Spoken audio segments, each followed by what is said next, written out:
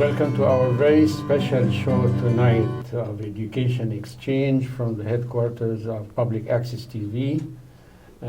This is a very intriguing occasion because we are approaching very important election time. I'm Hani Elkadi, the producer and host of this program. It's wonderful to start. This is our 23rd years on the air. It's wonderful to start with our distinguished guests who are the candidates for director on the Board of Education or the school board. And on my right-hand side is my co-host, guest host, Mary Murphy. The selection of a co-host was not the easy one. I mean, we had to make sure that we have somebody that would represent the impartiality and neutrality of our show that has been all over. A lot of people think we are part of the district, but we are independent. We have some collaboration between us and the district, but we are independent identity or independent entity. Mary, I want you to start by introducing yourself, who you are, and then introduce our distinguished guests. Thank you. I appreciate your inviting me.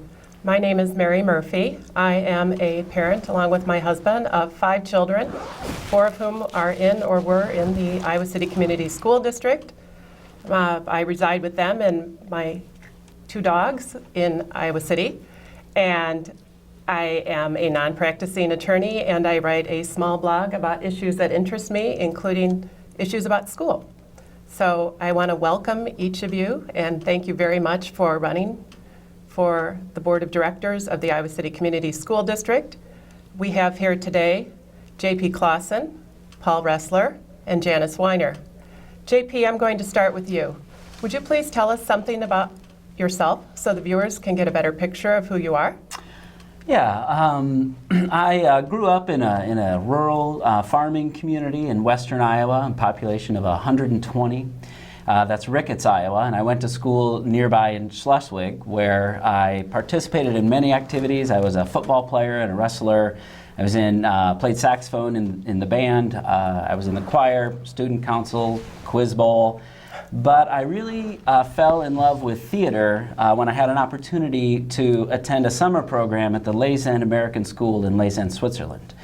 I returned the following summer on a theater scholarship. It ignited my love of acting in the theater, and I then came to the University of Iowa after I graduated as a theater major. At that time, my son was born in 1993, my son Justice. And because of the time commitment of a theater major, I switched to an English major and went to work at Iowa Citizen Action Network as a fundraiser and did that all through college. My daughter Maya was born in 1998 when my wife at the time and I moved back from Seattle, Washington, where we had lived, where my family actually lives. And we decided we wanted to come back to Iowa City and really wanted to raise our kids here. Unfortunately, we divorced soon after that.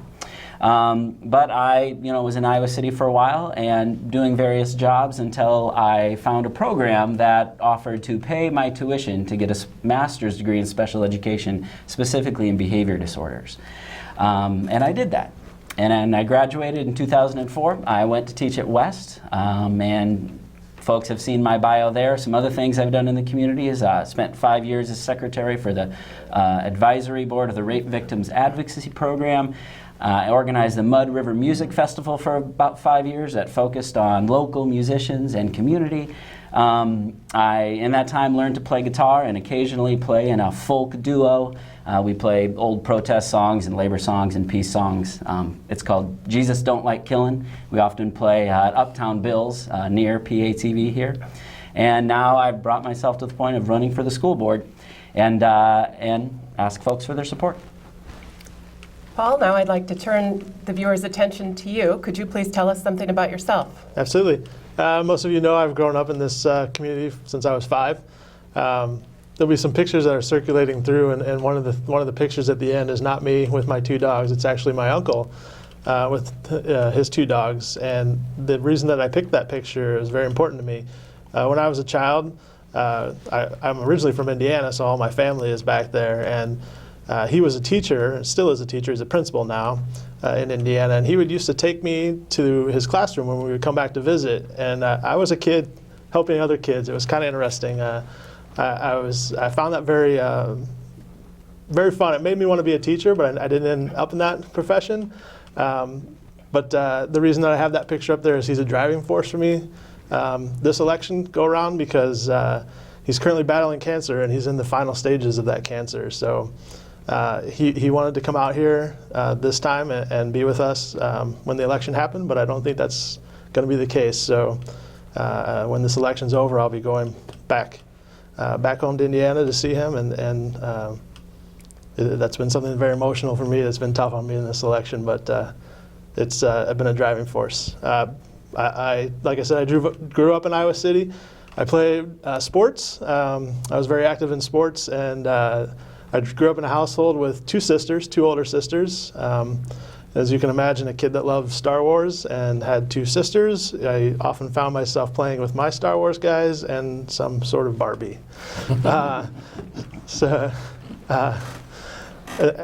When I got to Southeast junior high, I continued to play baseball. I did track, basketball, football for 1 year.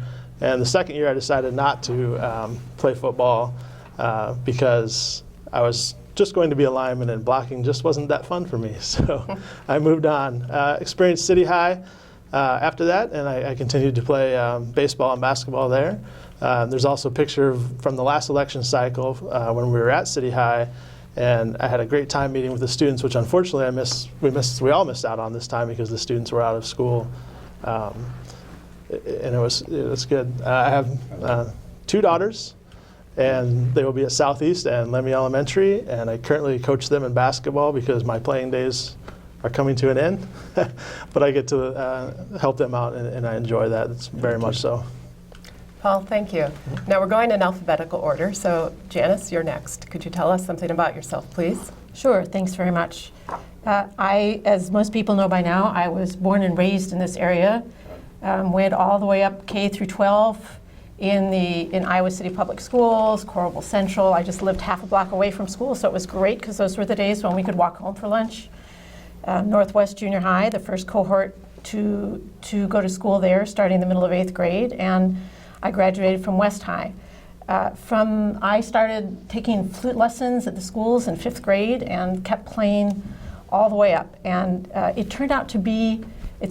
music has turned out to be a real boon in my life, because my senior year, I applied for and was accepted as an AFS exchange student. So, of course, because I'd learned German in school, they sent me to a French-speaking country, the Francophone part of Belgium.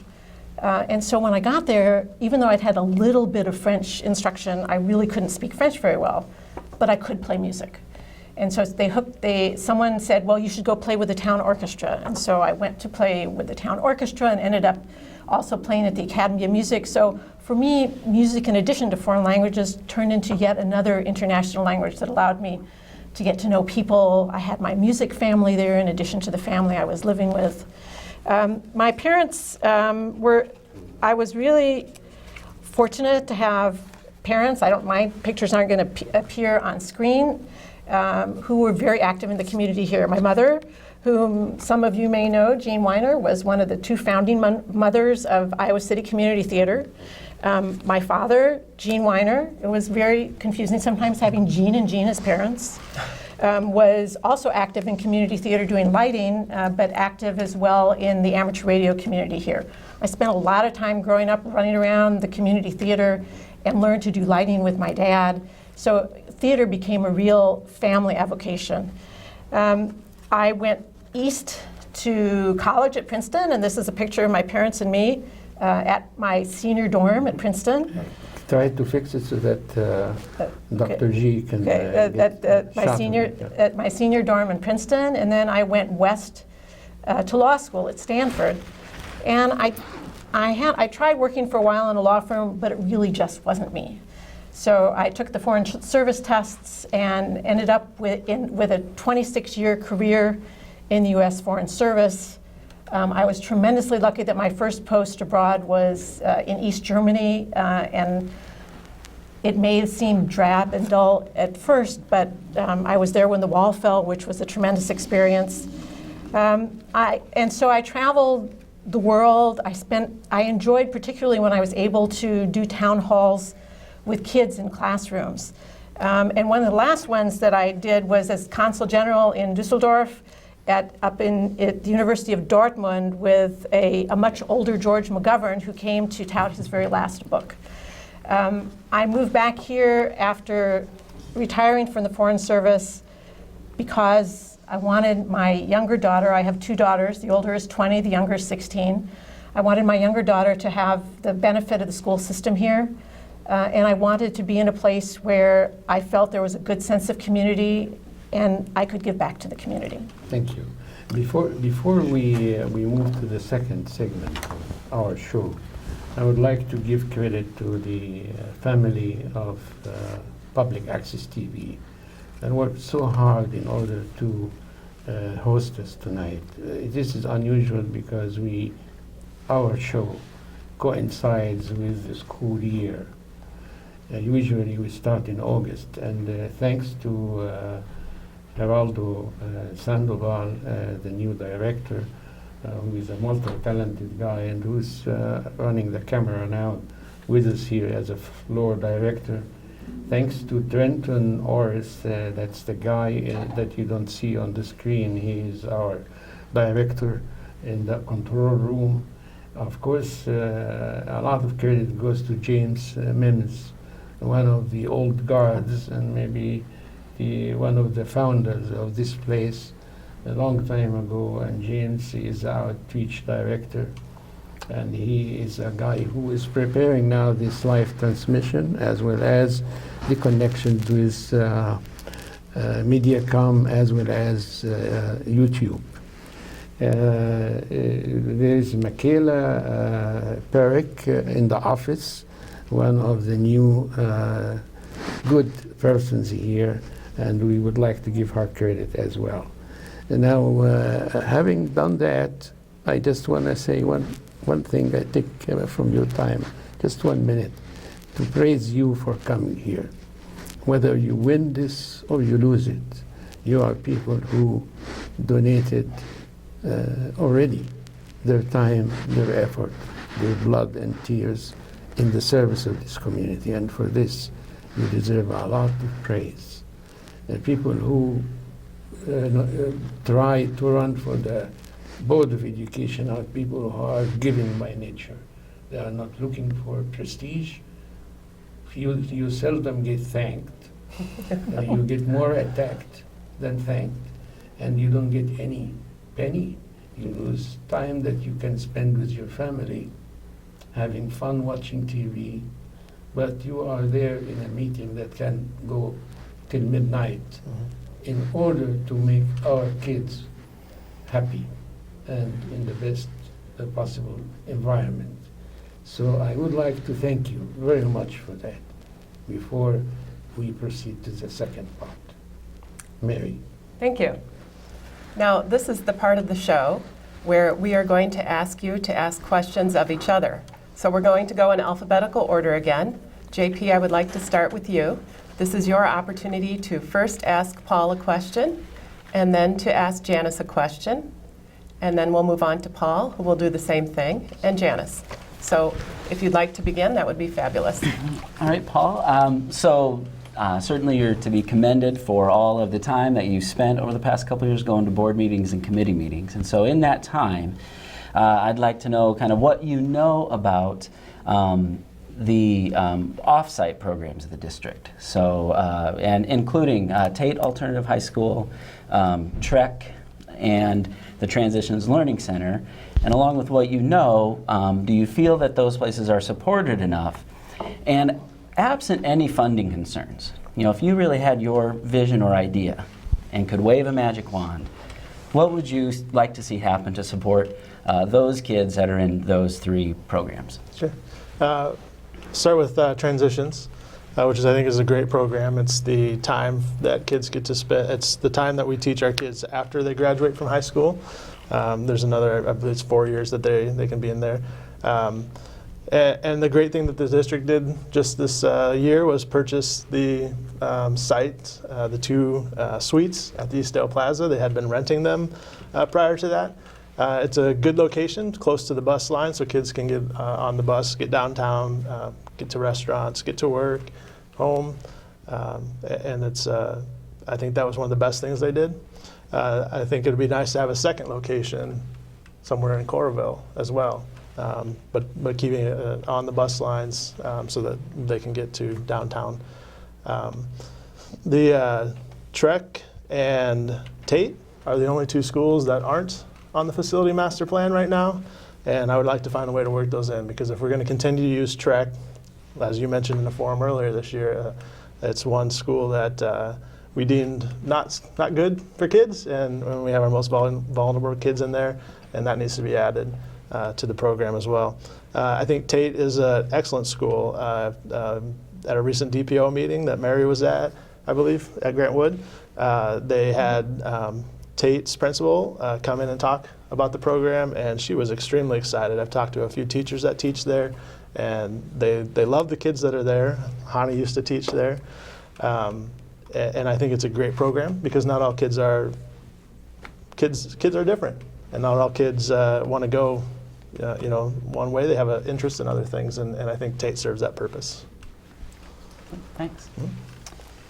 So Janice, again, I have enjoyed getting to know you, and I think your intelligence and wisdom has been really impressive to me. I think your years in the Foreign Service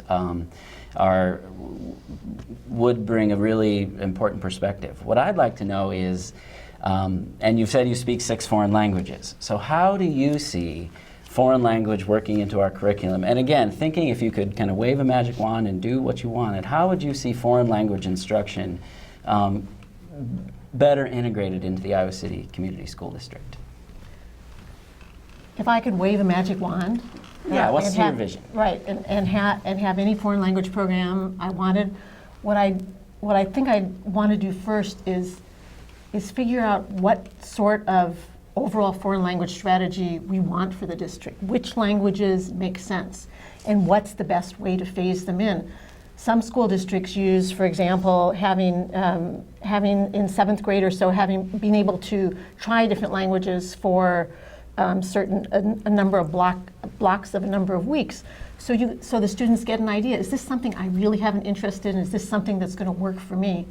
And then there are so many opportunities available now, both online and otherwise. You can really, I would love to see foreign languages, whether it's French, Spanish, German, Chinese, Arabic, whatever the language, I would love to see them more integrated into the regular curriculum.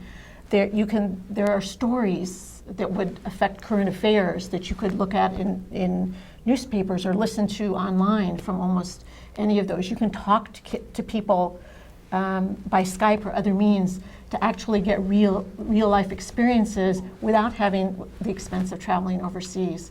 And I think also offer then kids a real perspective of what it's like to live someplace else, what it's like to be in a different school system or living in a place that perhaps doesn't have some of the opportunities that we do, so that it can really enrich the whole educational experience and not just be a narrow foreign language. Great question, thank you. So, Paul, now it's your turn to ask JP a question and Janice a question.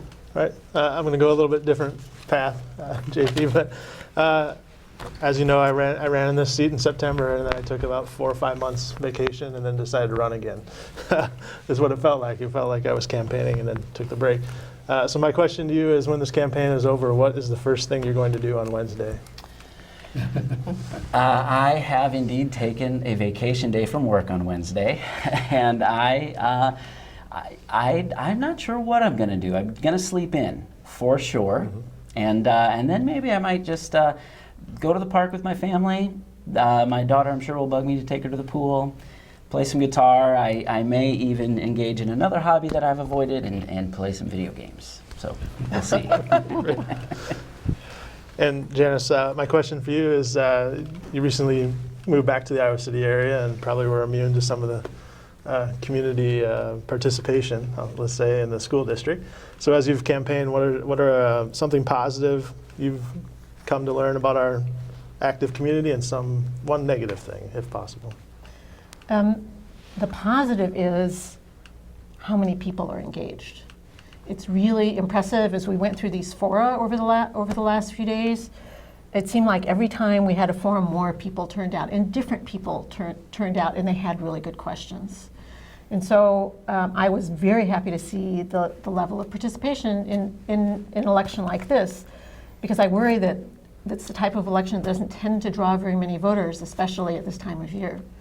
The flip side of that can be the negative. I'd love to see a more diverse community turn out. I'd love to see some of the parents who maybe don't usually come to events be able to turn out. And I'd love to see a real focus, not so much on the past and things that have been done, but on the future and what we can do to improve this district. Perfect. Thank you. So, Janice, would you like to ask the other two candidates a question now, please? Sure.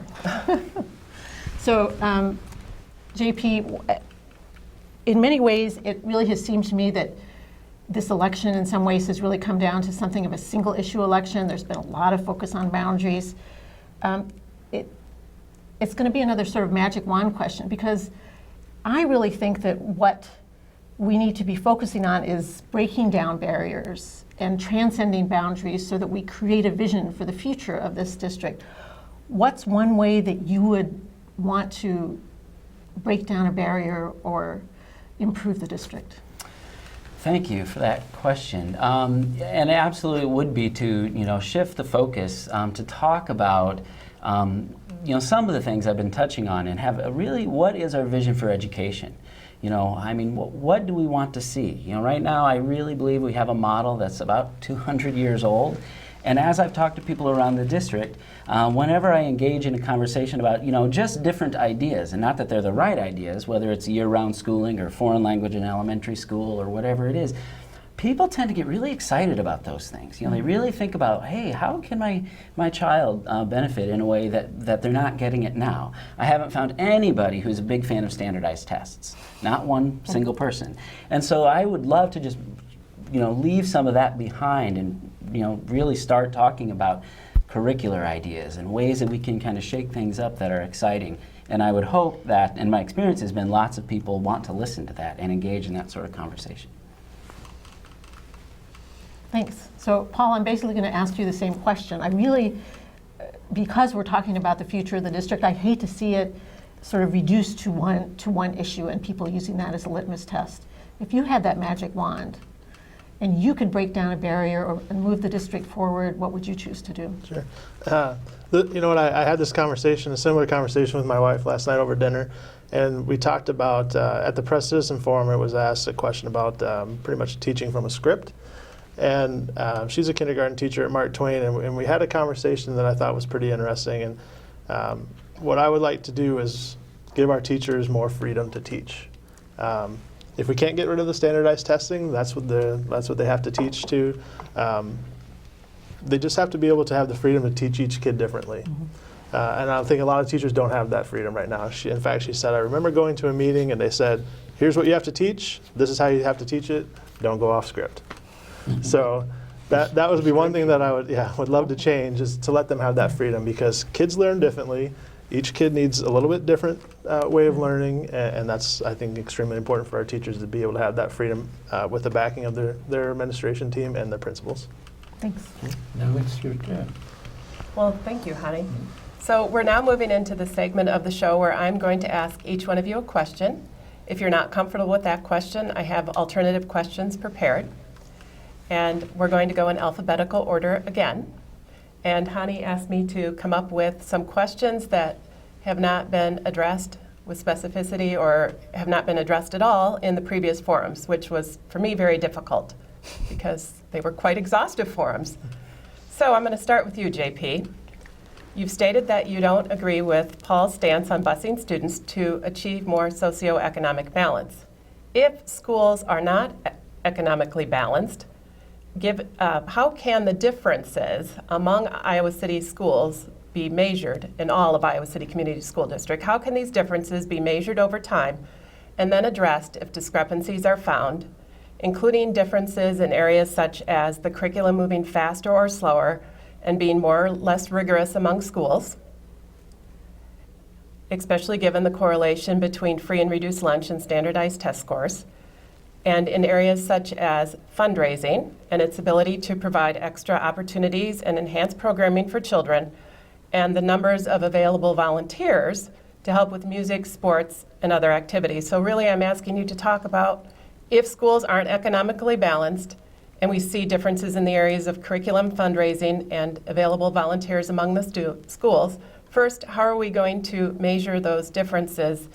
And then if we find them, how can they be addressed? So the curricular piece, I would really like to see us allow buildings to do different things curricularly. Right now there seems to be a drive that anything with the two high schools, anything City High School has, West High has to have the same thing, whether it's a field or whether it's curriculum.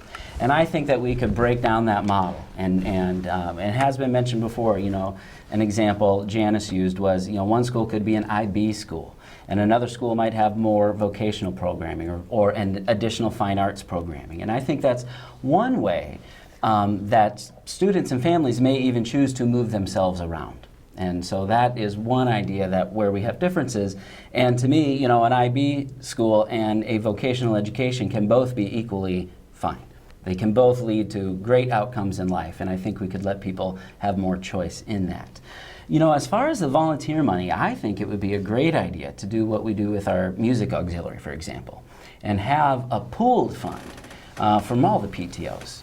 So people could pool that money and make it more equitable around the district. I think where we see those biggest disparities obviously are at the elementary school level. Mm-hmm. And I think that's one idea that I would throw out to help kind of that sort of funding for playground equipment and those extra things.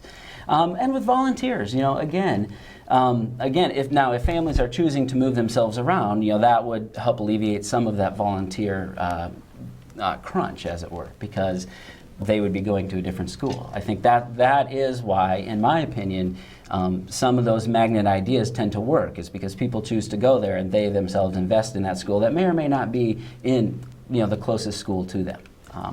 So I would do that. And with the volunteers, again, I think that if we, if our district administration can step out and really show this community a vision that everybody can believe in, I think it really takes leadership to stop this east side, west side, north side, these divisions, and say, hey, we're all moving together as a district. 13,000 kids. And that takes a real leader, because we have to overcome, the cities themselves fighting, or the cities fighting with the county and all of those other things, or the idea that we have this river that divides us, and divides us more than just geographically. So I believe that that's what I would look for, is really that vision that people can get behind. And if you have that vision, I believe people would follow it, and they would be willing to volunteer in different capacities all over the district. Are you comfortable with the time frame? You feel that we are not restricting your time here, trying to give you as much time as you can? Do you mind if I ask a point of clarification? Yeah. So you've mentioned that one idea might be international baccalaureate schools and one idea might be a vocational school. Do you see vocational schools as being mutually exclusive from or as including any college prep work and academic rigor, or do you see vocational schools as merely career training, given that people will change careers so often nowadays? No, I see it. I think that we have to combine those things. I don't think you say if you go to vocational school, you just do that. Absolutely not. I just think it's an opportunity that exists there. So, certainly we'd have to have curricular rigor and academic rigor. And I think you could do both. You could be taking an AP class and welding at the same time. And I think that would be perfectly fine. And I think a lot of people would like to do that. Thank you. Now, Paul, this is your question. And recognizing that we're going to have tough issues coming up for the next group of school board members to deal with, and that this is a community that's very passionate about education, my question is about public comment. And for reference, I'll quote what is posted, or part of what's posted on the board website now.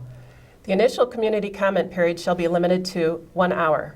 Remaining community comment, to the extent necessary, shall take place at the end of the meeting. So, if you were elected as a school board member, would you permit community comment at board meetings to extend beyond an hour before the board votes on issues of great importance where many people want to speak, such as closing a school, budget cuts, or putting a general obligation bond before the public? And would you also permit speakers to both praise and criticize public officials without interruption during community comment? Sure. I can touch on that because I went through a lot of discussions on that as they were deciding that public comment policy. In the past, the policy was that if the item was on the agenda, you could talk to it at that point in the agenda. And I think that didn't allow a lot of people to speak at certain times because the meetings would go so long that they didn't know exactly when they were going to talk. So moving it to the beginning of the meeting, I think was a positive step. With one caveat that I think I would have liked to see, I would have liked to have the option for school board members to maybe ask the speaker if they were willing to wait until the agenda item, and if they had clarification questions or wanted to ask them something further during the time that discussion came up, that they could ask them that question and let them respond. And the reason I say that is because sometimes during the discussion between the board members, you talk about it and you kind of want to say like, I don't remember, when Mary said this, but I want to be able to go back and see, if that's what she was thinking or if she had something else to say to that. So I would also, the other part of your question was if the time limit. I think everybody that is there should be able to speak. If it's on an agenda item, they should be able to speak before the meeting starts, as it is, and not wait until after the meeting, because that doesn't make sense to make a decision not hearing all the people that are there. So I think the way that they do it now is they make sure that they have all the agenda item people put together, and if there's something that's not on the agenda item, then I can understand how they might have to put that to the end of the meeting, because they are very limited in their time to when they get a meet. And I think it's important to cover the things that are on the agenda, but also hear as much as they can. So if there were, say, more than 15 speakers about, say, budget cuts, if they were to come on the agenda in the future, would you allow each and every person to speak to the board and extend that community comment time to more than an hour? I would be very much in favor of that, yeah. Thank Yes. you. Yeah. And then also, would you allow speakers to both praise and criticize public officials, including the superintendent or board members or whomever, without interrupting them? Sure. I don't have a problem with that. I think that's already happened somewhat. And I just think people should be respectful, though, that those members up there are part of the community comment, is that they're not allowed to address you back. And I think that sometimes I would find it unfortunate if someone would take advantage of that to You just wanted to be criticize. civility, kind of. Correct. Yes. Okay. Thank you. Now, Janice, this is your turn. So, and you're welcome to clarify this when it comes to answering the question, but as I understood you in a couple of the earlier forums, you want larger schools because they cost less to operate. So without debating about or mentioning cost, and since students are not just dollars and cents, would you please comment, 1, on both the pros and cons of operating larger schools for elementary students, 2, explain where you see these schools being located, and lastly, explain how you would market a bond to households and neighborhoods where their schools could possibly be shut down. So the first part was, what are the pros and cons, without referring to dollars and cents, of operating larger schools for elementary students? I mean, there is sort of a sweet spot for the size of an elementary school that's somewhere between about 400 and 500.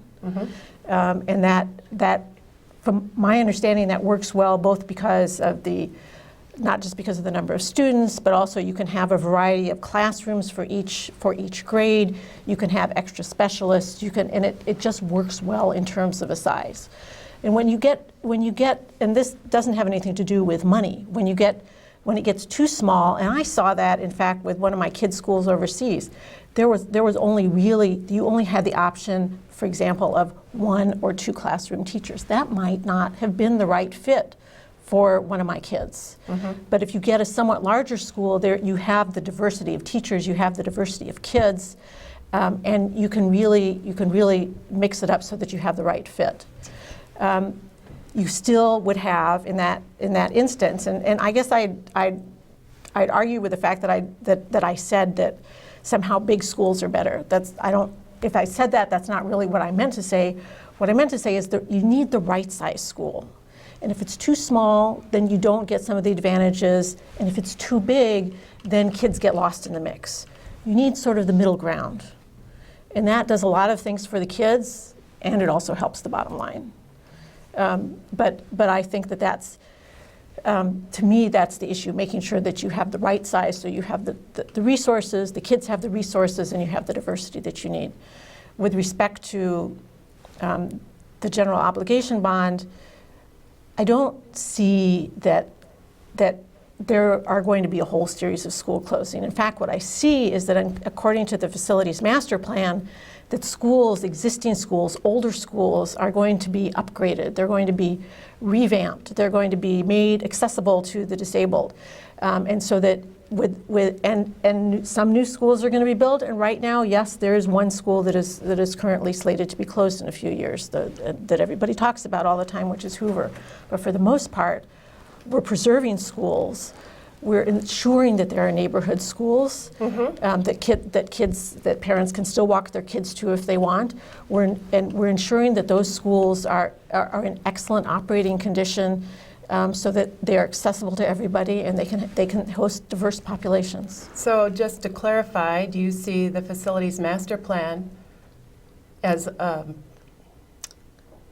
basically a contract or an agreement with the people who vote in favor of a bond, that you will keep those schools open even if they may not be at the sweet spot?